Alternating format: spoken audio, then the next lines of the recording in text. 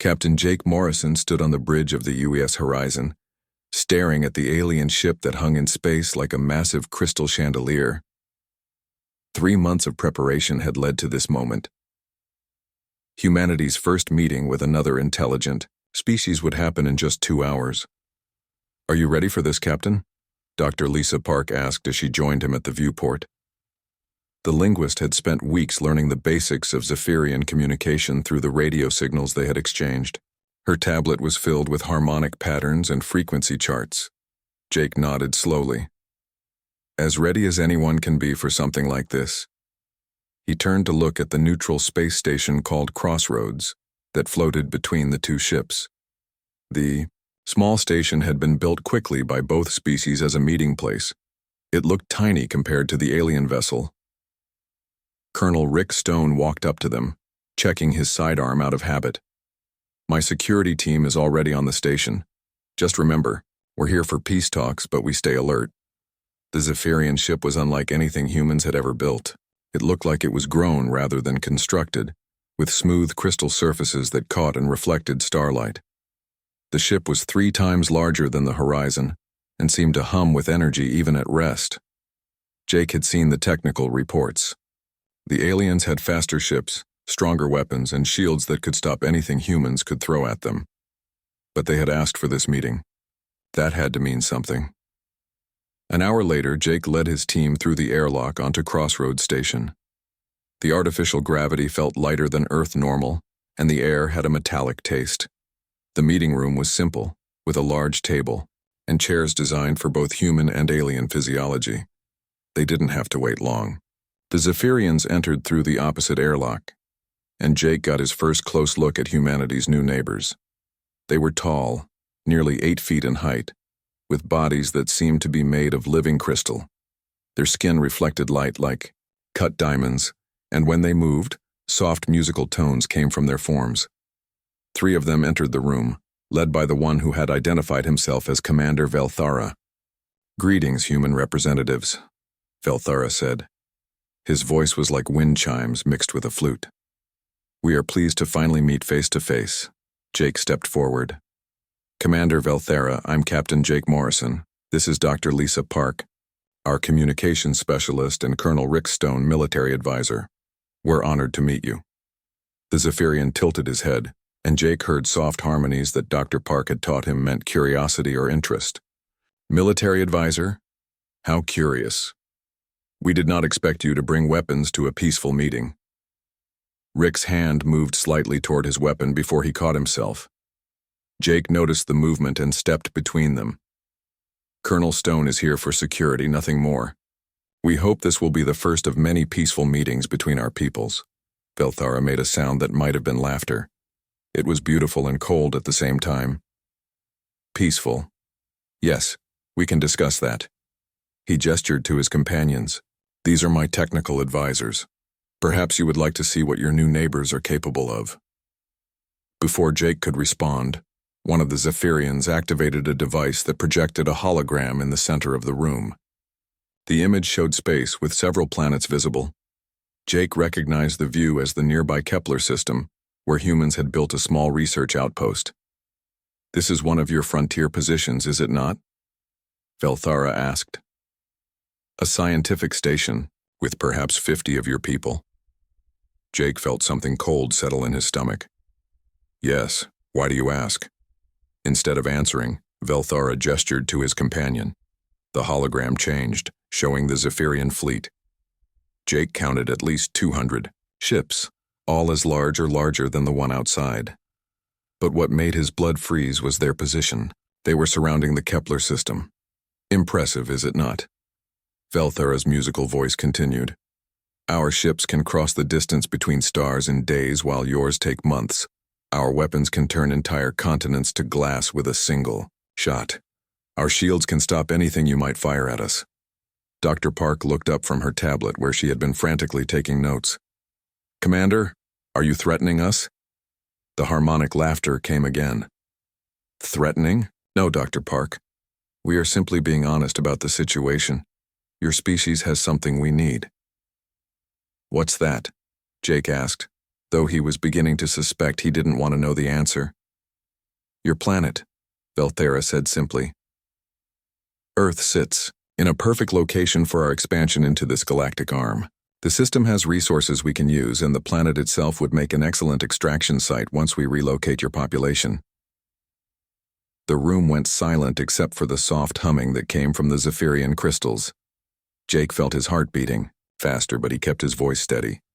I see, and what if we refuse to relocate? Velthera turned to look directly at him, and Jake saw something in those crystal eyes that made him understand why predators existed in nature. Refuse? That is an interesting concept. Let me show you why refusal is not really an option. The hologram changed again. Now it showed the research station in the Kepler system in detail. Jake could see the small domes where the scientists lived and worked. He could even make out individual people moving between buildings. Your people are quite resourceful, Velthera noted. They have survived on that asteroid for 3 years now, studying the local star formation. Fascinating work, I am sure. It would be unfortunate if something happened to them. Jake's hands clenched into fists. What are you saying? I am saying that sometimes demonstrations are more effective than words. Velthera made a gesture, and one of his companions began, operating controls that Jake couldn't see. In the hologram, one of the Zephyrian ships began to glow. A beam of pure energy lanced out from its front, striking the research station. The entire outpost vanished in a ball of light that lasted only seconds. When it faded, there was nothing left but glowing debris. Jake stared at the hologram, watching pieces of the station drift apart in space. 50 people, 50 human beings who had been alive moments ago, reduced to scattered atoms by these creatures who spoke of it like a weather report. The beam can be adjusted, Velthera continued in his musical voice. What you just saw was set to complete disintegration. We can also use settings that would simply melt your cities, or perhaps turn them to crystal like our own homes. The choice of method will depend on how cooperative your species decides to be. Dr. Park was staring at her tablet, her face pale. Rick had gone completely still, the way soldiers do when they're calculating threat levels. But Jake was looking at Velthera, and something was happening inside him that the alien would never understand. I see, Jake said quietly. His voice was different now, flatter and colder than it had been moments before. So you're not here to negotiate. You're here to give us surrender terms.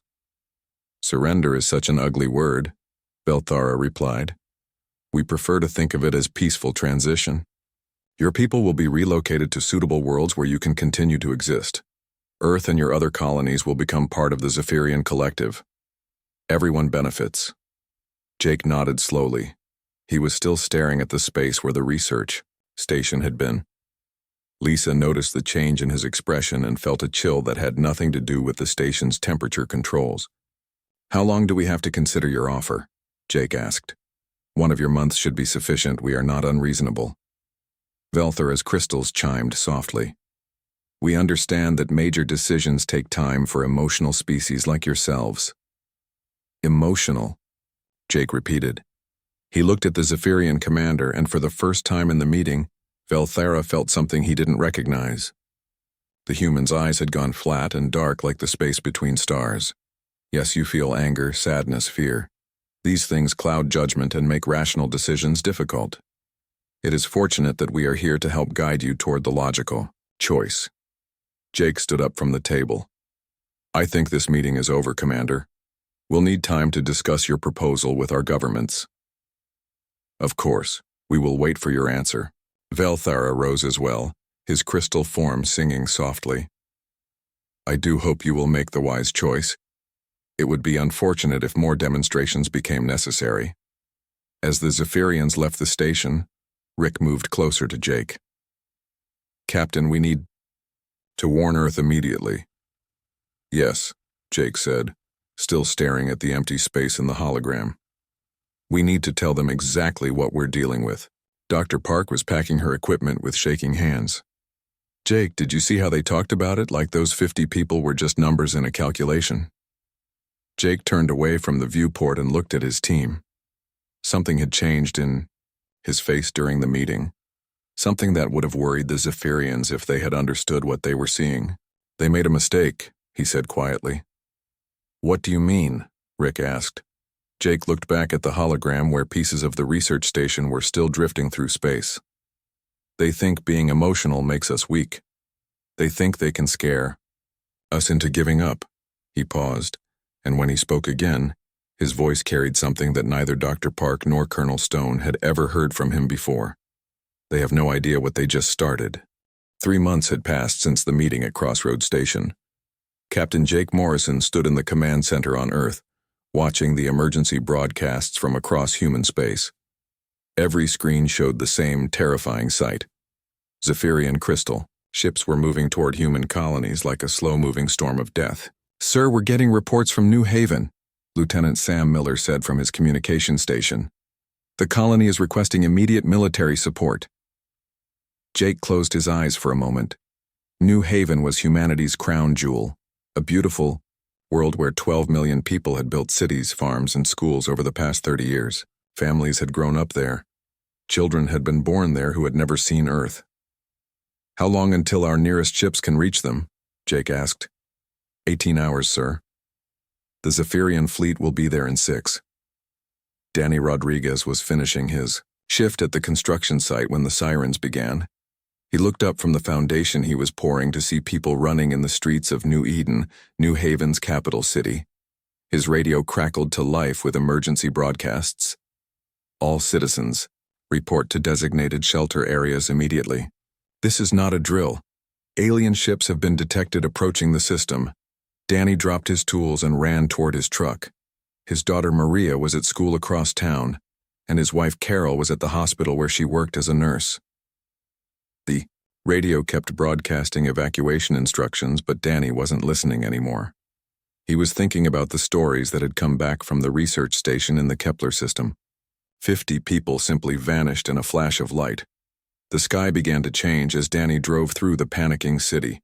Dark shapes appeared among the clouds, growing larger by the minute. The Zephyrian ships didn't look like ships at all.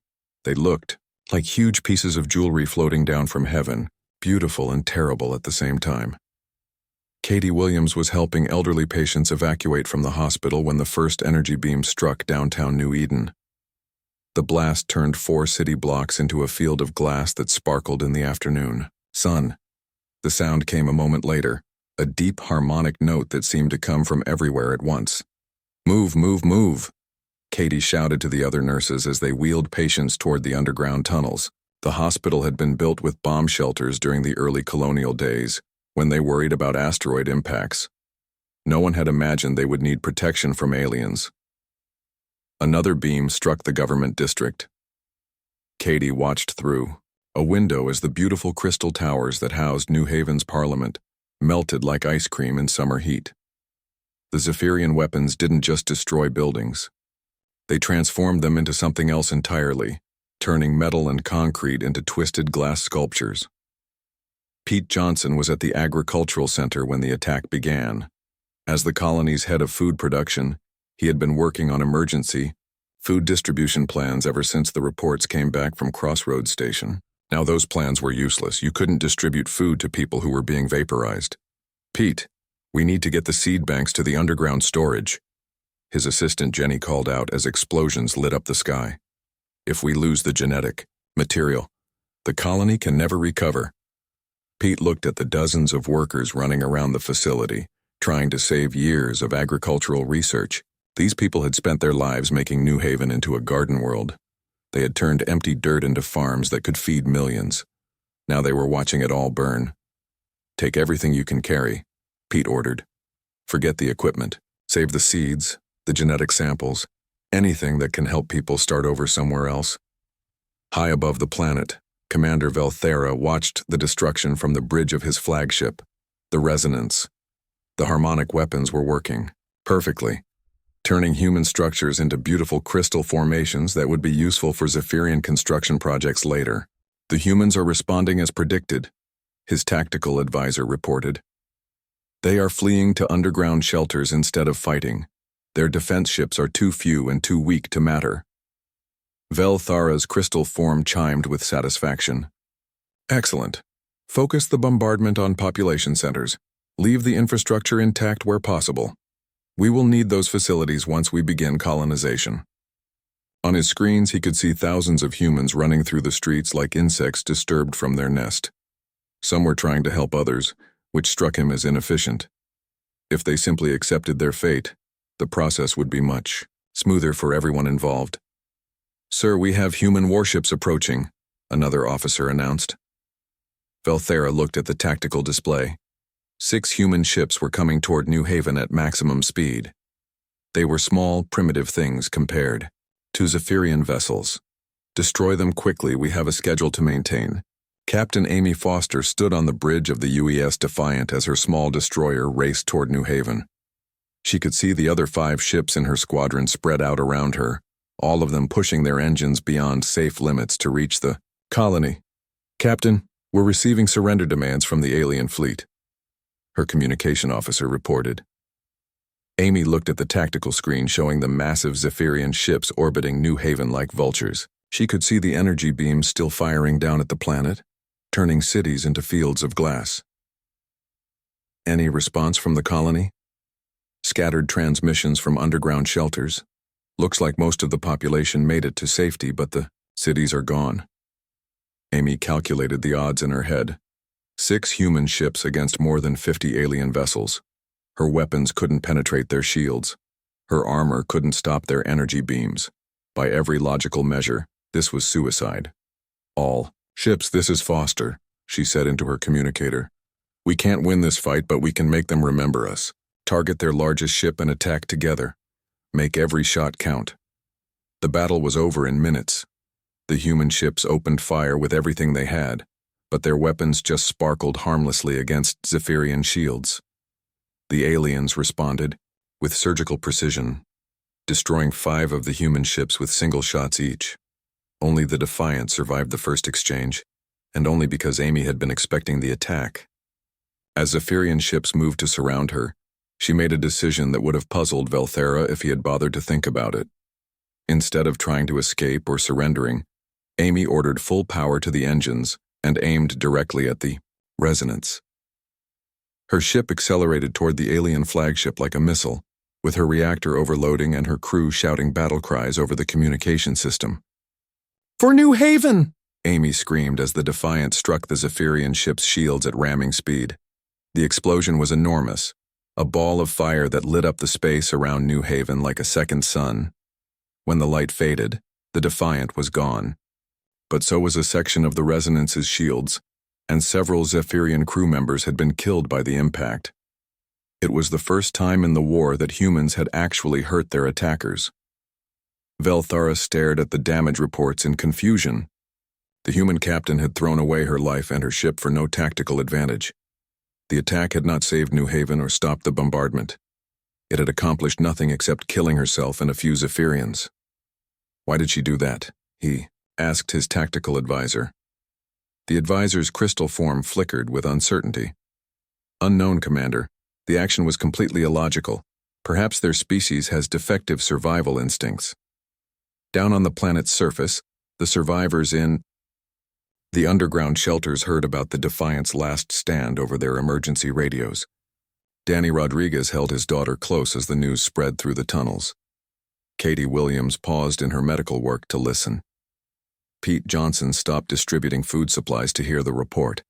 Captain Amy Foster and her crew were dead, but somehow their sacrifice made the survivors feel something they hadn't felt since the attack began. It wasn't hope exactly. It was something harder and angrier than hope. The bombardment continued for 6 more hours. When it finally ended, New Haven's surface was a wasteland of crystallized ruins and twisted metal. The beautiful cities were gone. The farms were burned. The spaceports were melted glass. But in the deep shelters, 3 million people had survived. They emerged to find their world transformed into an alien landscape. But they were alive. And they were angry. Danny Rodriguez stood in what had been his neighborhood looking at the glass spires that had once been his home. His construction experience told him it would take decades to rebuild, if they ever got the chance. Katie Williams set up medical stations in the ruins. treating burns and injuries while more survivors emerged from the shelters. She had lost her hospital, her equipment, and many of her colleagues, but she kept working. Pete Johnson organized salvage teams to recover whatever food and supplies had survived the bombardment. They would need every scrap to keep the survivors alive until rescue ships arrived. All across the ruined planet, the survivors of New Haven began to organize. They didn't know if Earth would be able to help them. They didn't know if more Zephyrian ships were coming. But they knew one thing that Velthara didn't understand. Humans who had lost everything were the most dangerous humans of all. News of New Haven's destruction reached Earth 18 hours later. Admiral Susan Carter stood in the war room beneath Earth's capital, staring at the holographic display that showed human space. Red markers indicated Zephyrian fleet positions. Blue dots showed human colonies. Too many of the blue dots were blinking, which meant they were under attack or had gone silent. "What's our total fleet strength?" she asked General Paul Martinez, who was studying casualty reports from New Haven. "Every ship we can get spaceworthy," Paul replied. "Military vessels, cargo, haulers, passenger liners, even mining ships. We're retrofitting everything that can carry weapons and hold atmosphere." Susan nodded grimly. 6 months had passed since New Haven burned, and Earth's response had been unprecedented. Every major nation had contributed ships, weapons, and personnel to the largest military buildup in human history. Factories that once made cars now produced missiles. Shipyards that built cruise ships now turned out destroyers. "The problem isn't ships," Susan continued. "It's that their technology is still centuries ahead of ours. We need an edge." Across the room, Dr. Lisa Park looked up from her research station. She had been working around the clock since the war began, studying every piece of Zephyrian technology they could capture. Her team of scientists included Helen Brooks, a physicist who specialized in energy weapons, and Tony Lewis, an engineer who had been reverse engineering alien equipment. "I think we might have something," Lisa said, gesturing to the crystal fragments on her table. "We recovered these from the wreckage at New Haven. The Zephyrians aren't just using crystal technology. They are crystals, at least partially." Helen Brooks activated a holographic display showing the internal structure of a Zephyrian body. "Their biology is fascinating. They're living crystal matrices that can process information incredibly fast, but that also makes them predictable." Tony Lewis pulled up another display showing battle recordings from various human Zephyrian encounters. "Look at their tactics. Every engagement follows the same pattern.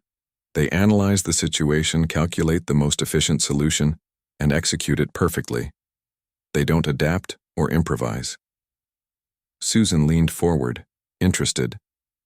"What does that mean?" "For us? It means they can't understand why humans do things that don't make logical sense," Lisa explained. "Like Captain Foster's ramming attack. They're still trying to figure out why she did it." General Martinez joined them at the display. "So how do we use that?" Dr. Park smiled for the first time in months. "We stop fighting like they expect us to fight." 2 weeks later, the first test of this new strategy came at the Battle of Tau, Sadie. Admiral Carter led a fleet of 60 human ships against a Zephyrian expedition force of 20 vessels. By all logical calculations, the aliens should have won easily. The human ships were a mix of military vessels and converted civilian craft. The UES Vengeance was a former cargo hauler with armor plates welded to its hull and missile launchers mounted where the cargo bay used to be. Captain Matt Henderson had volunteered for the mission, even though his crew had less than a month of combat training. "Admiral, the Zephyrian ships are taking formation," reported Commander Nancy Clark from the bridge of the flagship UES Retribution. "They're organizing for a standard engagement pattern." Susan watched the alien ships move into their precise battle formation. Everything they did was calculated for maximum efficiency with minimum risk. It was exactly what her new strategy was, designed to counter. "All ships, this is Carter," she announced over the fleet communication system. "Remember, we're not here to win by their rules. We're here to show them what happens when you hurt our people. Execute Operation Fury." Instead of forming a traditional battle line, the human ships scattered in all directions. Some accelerated directly toward the enemy. Others began wide flanking maneuvers. Several ships turned away as if retreating. only to reverse course unexpectedly. Commander Velthara, now commanding the Zephyrian expedition from his new flagship, watched the human movements with growing confusion. "What is their tactical objective?" he asked his analysts.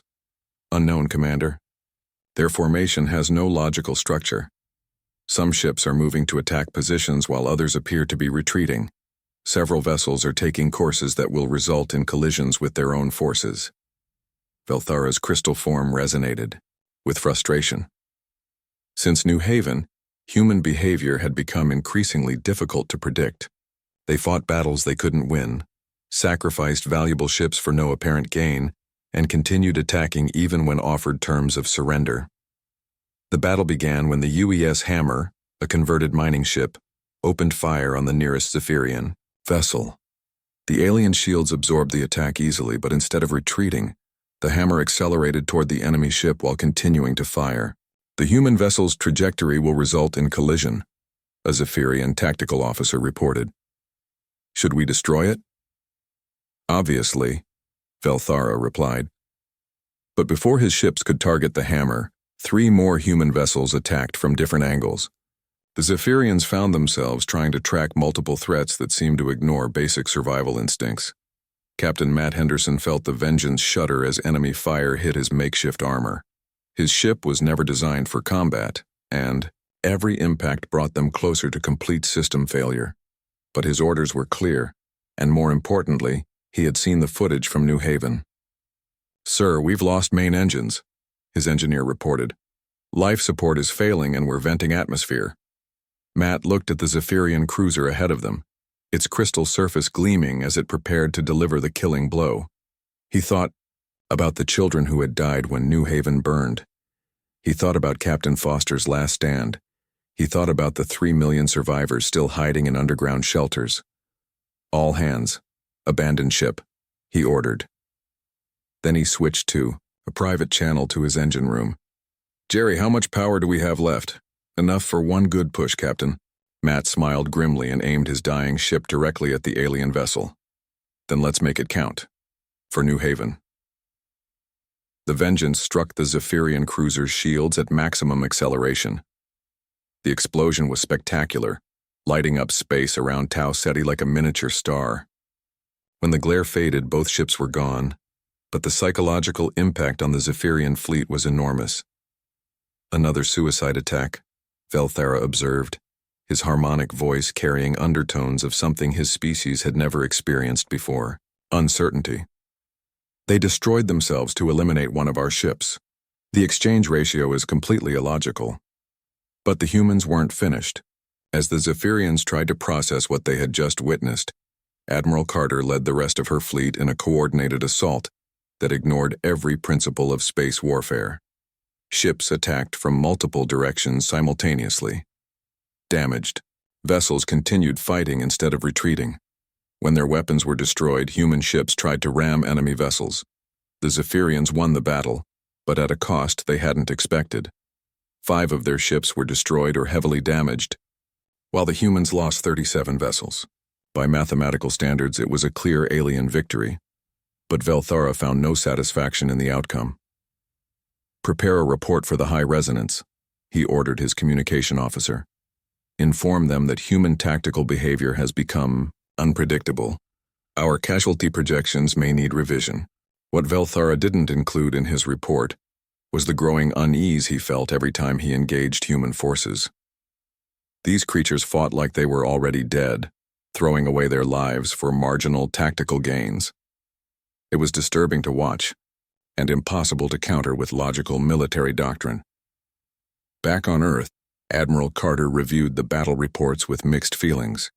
They had lost more ships and personnel than they could afford, but they had proven something important. Human determination could hurt the aliens even when human technology couldn't match theirs. "The casualty rates are unsustainable," General Martinez pointed out. "We can't keep trading 3 ships for 1 indefinitely." "We don't have to, Doctor," Park interjected from her research station. "Every battle gives us more data about their technology and tactics. We're learning faster than they are." She activated a display showing intercepted Zephyrian communications. "Look at this. They're requesting reinforcements for what should have been a simple patrol mission. They're starting to fear us, even if they don't understand why. Helen Brooks had been analyzing wreckage from the battle. I've made another discovery about their crystal biology. They process pain differently than we do. Physical damage causes system errors rather than the emotional response we experience. Tony Lewis looked up from his engineering reports. That explains why they don't understand sacrifice. When one of their ships is destroyed, the crew experiences it as a system malfunction, not as loss and grief. Admiral Carter began to understand the implications. So when we lose people, it makes us more determined to fight. When they lose people, it's just data to be processed. Exactly, Dr. Park confirmed. They can't comprehend why losing New Haven made us more dangerous instead of more compliant. It's outside their psychological framework. Susan looked at the star charts showing Zephyrian positions throughout human space. The aliens still had overwhelming technological superiority. They still controlled most of the territory. But something had changed since Tau Ceti. 1 year had passed since New Haven burned, and the war had changed both sides in ways no one could have predicted. Danny Rodriguez crouched behind the twisted metal remains of what had once been a Zephyrian cruiser, checking his equipment one final time. Around him, the other members of his Special Forces unit prepared for their mission. They called themselves the Glass Breakers, and every member was a survivor from New Haven. Danny had traded his construction tools for military weapons, but the skills were similar. He knew how to take things apart, whether they were buildings or alien spaceships. Remember, we have 15 minutes once we breach the hull. Danny whispered into his communicator. Get to the harmonic resonance chambers and plant the charges. These crystal ships die from the inside out. His team moved through the wreckage field where a Zephyrian supply convoy had been ambushed 3 days earlier. The aliens had started using regular supply runs between their bases, following predictable routes that made them easy targets. It was another example of their logical thinking becoming a weakness. Katie Williams was no longer just a nurse. She had become something the human military called a combat medic, trained to save lives under fire and refused to abandon wounded soldiers even when alien energy beams were turning the ground around her into glass. She had trained thousands of others like herself, creating a medical corps that the Zephyrians found completely incomprehensible. Why do they risk multiple lives to save single individuals? Commander Velthera had asked during one of his reports to the High Resonance. It is completely inefficient. But Katie knew something the aliens didn't understand. Every soldier saved meant another person who would fight harder, knowing that their comrades wouldn't leave them behind. Every rescue operation showed the entire human military that their lives mattered to someone. Pete Johnson had become an expert at building mobile bases that could be set up and torn down quickly. His agricultural background had taught him about growing things in difficult conditions, and now he applied those lessons to military logistics. Human forces could appear anywhere, strike hard, and disappear before the Zephyrians could respond. The key is not to defend fixed positions, Pete explained to the new recruits at his training facility. The aliens expect us to dig in and fight for territory. Instead, we move, we adapt, and we hit them where they don't expect us. Dr. Lisa Park had made the breakthrough that changed everything. Working with Helen Brooks and Tony Lewis in a hidden laboratory on Mars, she had discovered how to disrupt Zephyrian harmonic communication using specific sound frequencies. It's beautiful in a terrible way, Lisa explained to Admiral Carter during a secure video conference. Their entire biology is based on harmonic resonance. They communicate through sound, they coordinate through sound, and their technology responds to harmonic commands. Helen Brooks activated a recording device that filled the lab with a harsh, discordant noise. It sounded like a combination of human screams and battle cries processed through electronic equipment to create specific frequencies. We recorded this during the battle at Kepler Station, Helen explained. It's the sound of human soldiers charging into combat while shouting. When we played it back at the right frequency and amplified it, it disrupted Zephyrian formations completely. Tony Lewis showed them video footage from the field tests. Their ships lose coordination, their weapons become inaccurate. Some of Them even crash into each other because they can't hear the harmonic signals that keep them in formation. Admiral Carter stared at the recordings in amazement. You're telling me that human rage, when properly amplified, can be used as a weapon against them? More than that, Dr. Park replied. We've weaponized the one thing they can't understand or counter. Their logic tells them that emotional responses are weaknesses, so they have no defense against emotions used as a tactical advantage. The first major test of the new sonic weapons came at the Battle of Wolf 359. Admiral Carter led a fleet of 60 ships, each equipped with the harmonic disruptors that Dr. Park's team had developed. The Zephyrians had fortified the system with over 100 vessels, expecting another traditional engagement. All ships, this is Carter, the Admiral announced as her fleet approached the alien stronghold. Today, we show them what human voices can do when we're angry enough. Activate sonic weapons on my mark. The human fleet spread out into attack formation, but this time they weren't alone. Each ship carried recordings of human battle cries, screams of rage and war songs, all processed and amplified to specific frequencies that would resonate through Zephyrian crystal biology. Commander Velthara watched the approaching human ships from his command center on the fortress station. His forces were perfectly positioned for a decisive battle. The humans were outnumbered and outgunned. Victory should be simple and efficient. Human ships are entering optimal engagement range, his tactical officer reported. Should we begin firing?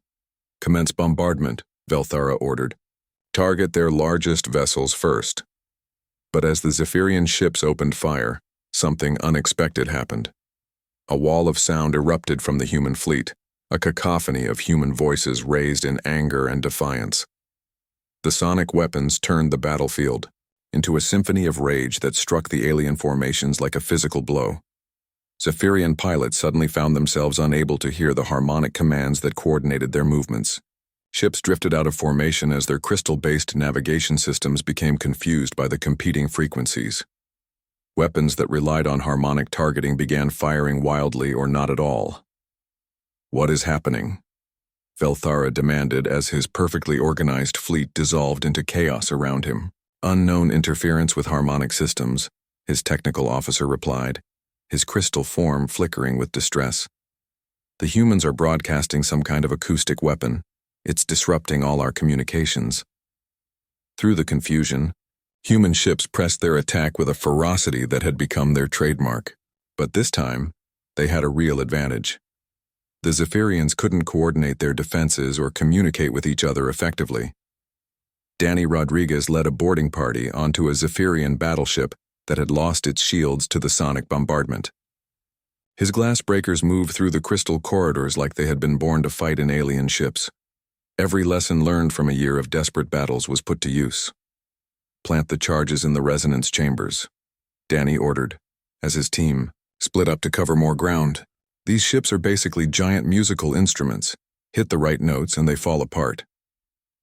The Zephyrian crew tried to defend their ship, but they were fighting blind and deaf.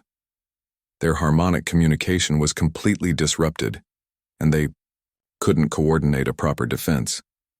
Danny's team planted their explosives and evacuated just as the charges detonated. The battleship died in a cascade of shattered crystal and twisted metal, its harmonic core destroyed by human explosives placed with surgical precision. Katie Williams was treating wounded soldiers in the medical bay of the UES Determination when the ship shook from nearby explosions.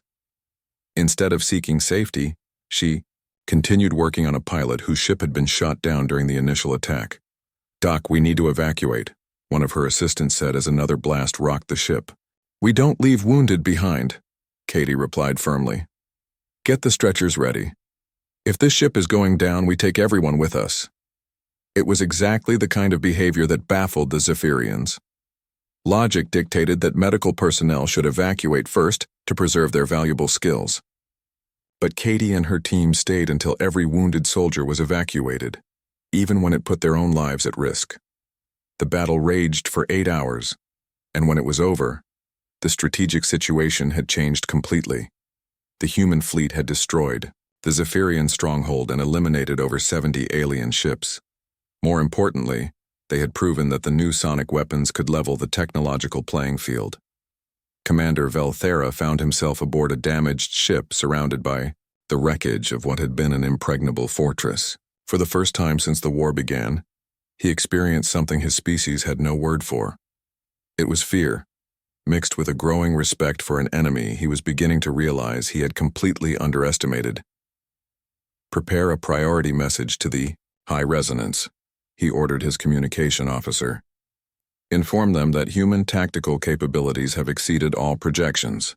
Request immediate reinforcements and authorization to use planetary destruction weapons." The message that reached the Zephyrian leadership 3 days later contained words that had never appeared in any military report in their species' history.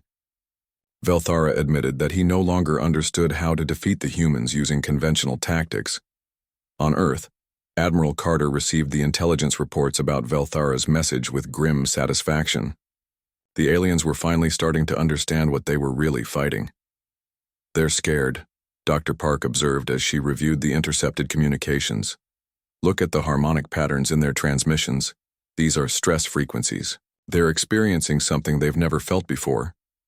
General Martinez studied the strategic charts that showed human forces advancing throughout the outer colonies. "We're winning individual battles, but they still have the numbers." The largest fleet in human history hung in space near the edge of the Zephyrian home system. 2,000 ships of every size and type stretched across millions of kilometers, from massive battleships to converted cargo haulers. Each vessel carried a piece of debris from New Haven welded to its hull, and every crew member wore a patch showing the names of the dead. Admiral Susan Carter stood on the bridge of the UES Retribution, looking at the tactical display that showed Zephyr Prime. The alien homeworld was enormous, a crystalline planet that sparkled like a jewel in the light of its twin suns. Orbital platforms surrounded it like a metal crown, and thousands of Zephyrian ships patrolled the space around their civilization's heart. "Intelligence reports are confirmed," said Captain Kevin Porter, the fleet's chief analyst. "Zephyr Prime houses approximately 15 billion Zephyrians. The planet's surface is covered with harmonic cities that control everything from weather to transportation." Nina Cole, the infiltration specialist who had spent months gathering information about the Zephyrian homeworld, activated a holographic display. "The cities are built around massive resonance chambers that amplify harmonic communication across the entire planet. If we can disrupt those chambers, their whole civilization will lose coordination." Admiral Carter studied the defensive positions surrounding Zephyr Prime. By every logical measure, attacking this system should be impossible. The defenders outnumbered the human fleet by more than 10 to 1. Their technology was still superior. Their weapons could destroy human ships with single shots, but logic was exactly what the humans planned to ignore. "All ships, this is Admiral Carter," she announced over the fleet communication system. "Today we finish what they started at New Haven. Today we show the galaxy what happens when you try to exterminate humanity. Remember, we're not here to win by their rules. We're here to make them understand that human rage is the most dangerous force in the universe." The attack began in a way that violated every principle of space warfare. Instead of forming battle lines or attempting to destroy the orbital defenses, the human fleet simply charged straight at the planet. 2,000 ships accelerated toward Zephyr Prime at maximum speed, ignoring the defensive stations and focusing only on reaching the surface. Commander Velthara watched the approaching human armada from his command center on the primary orbital platform. The tactical display showed him something that should have been impossible. The humans weren't trying to fight their way through the defenses. They were simply accepting whatever damage the Zephyrians could inflict while racing toward the planet. "This is madness," his tactical advisor reported. "They cannot possibly survive the defensive bombardment. We will destroy half their fleet before they reach the planet's atmosphere." Velthara's crystal form resonated with confusion and growing fear. Then why are they doing it? He was about to find out. The first wave of human ships reached the outer defense perimeter and immediately came under massive fire from Zephyrian energy weapons. Ships exploded by the dozens, turned into clouds of glowing debris by alien technology. But the survivors kept coming, their sonic weapons filling space with the amplified sounds of human battle cries and screams of rage. Captain Danny Rodriguez commanded the UES New Haven's Revenge, a battleship built specifically for this mission. His ship was covered with sonic projectors that broadcast the names of every person who had died in the New Haven attack. As Zephyrian beams struck his shields, Danny's voice joined the cacophony filling the communication channels. For Maria Rodriguez, age 8, killed at New Eden Elementary School, he shouted into his microphone, adding his daughter's name to the wall of sound that was disrupting Zephyrian formations throughout the system. For Carol Rodriguez, age 34, killed at New Haven General Hospital. All across the human fleet, similar voices added their grief and rage to the sonic bombardment. Katie Williams, now commanding a hospital ship, broadcast the names of every patient and colleague she had lost. Pete Johnson's agricultural vessel transmitted the names of the farmers and engineers who had died building New Haven's food systems. The combination of human voices, amplified and focused through Dr. Park's sonic weapons, created a wave of acoustic energy that struck the Zephyrian defenses like a physical force. Orbital platforms lost their harmonic coordination. Ships drifted out of formation as their crystal-based pilots became confused by the competing frequencies. But the humans weren't just using sound as a weapon. They were using it to coordinate their own forces in ways the Zephyrians couldn't understand or counter. All glassbreaker units, this is Rodriguez, Danny announced as his ship broke through the inner defense line. Target the resonance chambers. Remember your training. These crystal cities are just big musical instruments waiting to be broken. The human fleet that reached Zephyr Prime's atmosphere was less than half the size it had been when the attack began. 1,000 ships had been destroyed by the planetary defenses. But the survivors carried something more dangerous than weapons. They carried the concentrated fury of an entire species that had been pushed too far. The first sonic bombardment of the planet's surface shattered harmonic communication across 3 continents. Dr. Park's weapons had been scaled up to planetary level, turning the human ships into flying amplifiers that broadcast rage and grief in frequencies that resonated through Zephyrian crystal biology. Cities that had stood for millions of years began to crack as their harmonic foundations were disrupted. The beautiful crystal spires that housed Zephyrian civilization started to collapse as the sound waves interfered with the resonance patterns that held them together. Commander Vel Thara felt his command center shaking as the human attack reached the orbital platforms. Through his viewports, he could see his homeworld's surface beginning to change. The perfect crystal cities were developing fractures, and some of the smaller structures were already falling. "Sir, we're receiving surrender requests from the planetary surface," his communication officer reported. "The harmonic disruption is causing system failures throughout the global network." Velthara stared at the tactical display showing human ships landing on his world's surface. These creatures that he had dismissed as primitive were systematically destroying a civilization that had existed for eons before humans had even learned to make fire. But it was the final communication that broke something in Velthara's crystalline mind. "Attention, Zephyrian forces," came Admiral Carter's voice over all frequencies. "You wanted to see what human emotions could accomplish. You thought our grief and anger made us weak. You were wrong. Our pain makes us stronger. Our rage makes us unstoppable. Surrender now or watch your world burn the way you burned ours." For the first time in Zephyrian history, their military commander made a decision based on emotion rather than logic. Velthara was afraid, and that fear overwhelmed every tactical calculation his species had ever developed. All Zephyrian forces, he broadcast in harmonics that carried overtones of defeat and terror. "Cease fire. Cease all hostile actions against human forces. We surrender." But the humans weren't finished. Danny Rodriguez led his glass breakers through the crystal corridors of Zephyr Prime's capital city, planting sonic charges in the massive resonance chambers that controlled the planet's infrastructure. Each explosion sent shockwaves through the crystalline architecture, causing more buildings to crack and fall. Katie Williams set up medical stations to treat both human wounded and Zephyrian civilians caught in the bombardment. Even in the middle of their revenge, humans couldn't ignore suffering when they saw it. Pete Johnson coordinated the occupation forces, establishing human control over key infrastructure while trying to minimize damage to civilian areas. The goal wasn't genocide.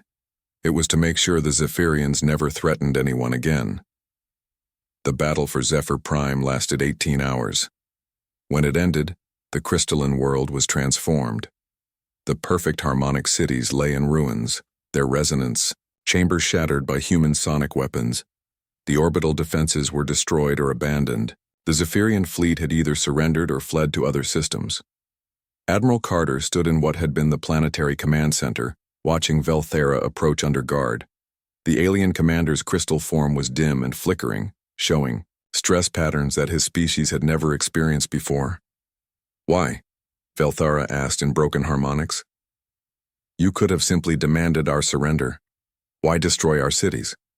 Why cause so much damage when you had already won?" Carter looked at the Zephyrian commander for a long moment before answering. "Because you needed to understand what you did to us. You burned New Haven. You killed 9 million people, including children, because you thought we were too weak to stop you. Now you know what it feels like to watch your world burn." She gestured toward the ruined cityscape visible through the command center's crystal windows. "This is what happens when you threaten humanity. This is what happens when you underestimate what our emotions can accomplish. You thought our feelings made us weak. Instead, they made us the most dangerous species in the galaxy, Veltharas. Harmonics carried frequencies of understanding and fear. We did not know. We could not comprehend what you would become.